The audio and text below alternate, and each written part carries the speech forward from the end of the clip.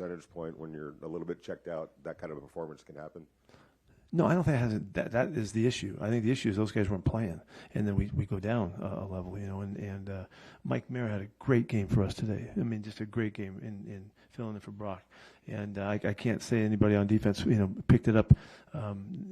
That was obvious, in terms of filling in for Max. But we tried, and we did all that we could to try to get a good game out of us. And the unfortunate part is when you get the kickoff return, it's like, okay, as all three phases, have an axe to grind and all that. In a sense, I don't know. It was just a mess. It was a mess. Pete, over here. In terms of the morale of the players, we know that Max is the emotional leader. Was he able to be here tonight to help with the? No, he'll be in the morning. He'll be with us in the morning. Okay. Pete, nobody saw this coming. This 2-14. Nobody did. So I'm curious. Where do you think this season went sideways? We didn't win a game in preseason. We were fortunate to tie Seattle, I think, in the preseason. We just haven't found our wins. We haven't found our way to win. We saw a tremendous game right off the bat. In New England, obviously, look at their team now. They've had a fantastic season, and that was a pretty solid win for us. And Brock got hurt in that game in the fourth quarter, and I don't think we adapted well with that, and so we went through a few weeks of floundering, and I don't even know how long it took us to get to the Titans game to get the next win, but it seemed like forever. But yeah, I had no place in my mind to see this either, and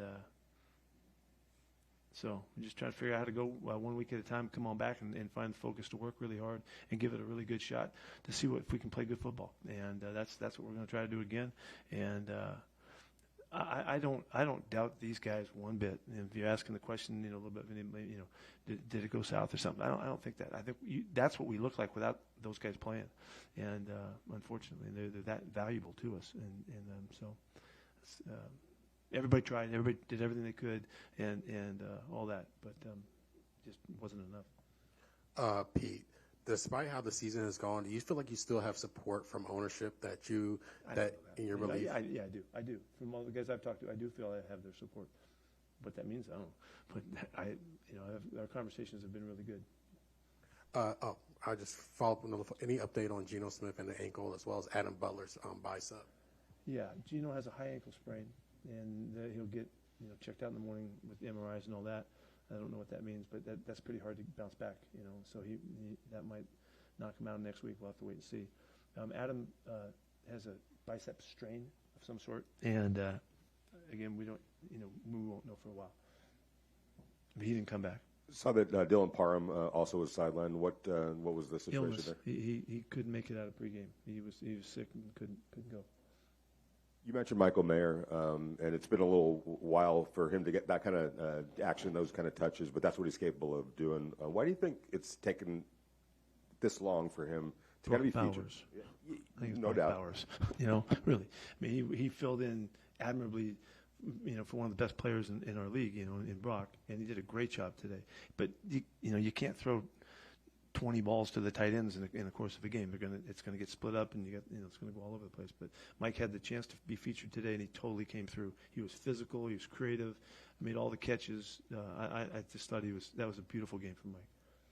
Pete, to your left, this defensive unit has had problems stopping the run kind of all season long. Understanding that Max wasn't going to be on the field for you guys, what things were kind of put into practice this week, understanding the void that he was going to leave out there? Yeah, we knew that it would be different, because he has, like, he's leading the league in tackles for losses or whatever. He's way up there, and not to mention the sacks production that he brings us. So we knew that there's going to be a bit of a void there. So we tried to do some things that come off the edge and adjust and hit some things that we would, try to create some problems. And we hit a couple, and a couple we didn't, So we did try to adapt with some thoughts and some calls and concepts.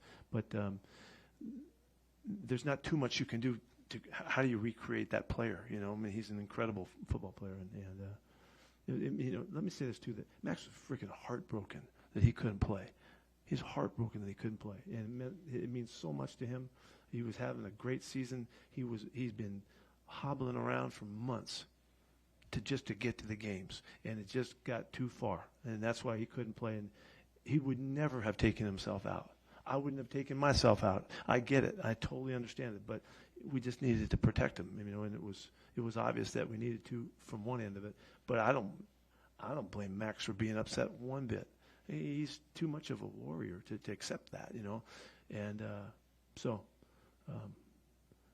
It kind of breaks my heart that he didn't have a chance to finish this season with these last couple of games because he was having a hell of a year, and it doesn't take anything away from him. He just couldn't finish, but he would have if we would put him out there. He'd have gone no matter what, and that was that the right thing?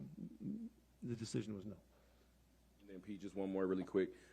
We saw it in the home game against Denver, and then obviously we saw it tonight. It seems like every time this group is almost like one play away from that breakthrough, the breakdown kind of happens on the special teams unit. Just kind of, is that exactly what happened tonight in terms of what happened against Denver? Unbelievable timing. We go down, we get our touchdowns 20-10, and we didn't have a flash of a moment to benefit from that. And the next thing, it's 95, and away they go. It has happened throughout the year where we've given up monster plays in games. Those are crushing. I can't remember. You guys do your homework on that. I can't remember returns like that in my history of coaching in Seattle, at least in college. I don't remember that happening like that. But it just seems like it pops up every once in a while. We've had games we've done really well. We've had real consistent games, and he didn't get touched on that play. I mean, you watch Tommy Eichenberg the last couple weeks. He's been killing guys on kickoff coverage, and I don't know what happened to Tom on that one. But we've had some great coverage, but that one was just couldn't have been more untimely, and it just takes wind out of your sails, obviously. Go ahead. Pete, just going back to what you mentioned about your conversations with ownership, I was wondering, based on those conversations, just what are your confidence levels that you will be back here next season? I have no comment to make about that at all. We're getting along great. We're communicating really well. We'll see what happens. I don't know. Thanks, everyone. Thank you.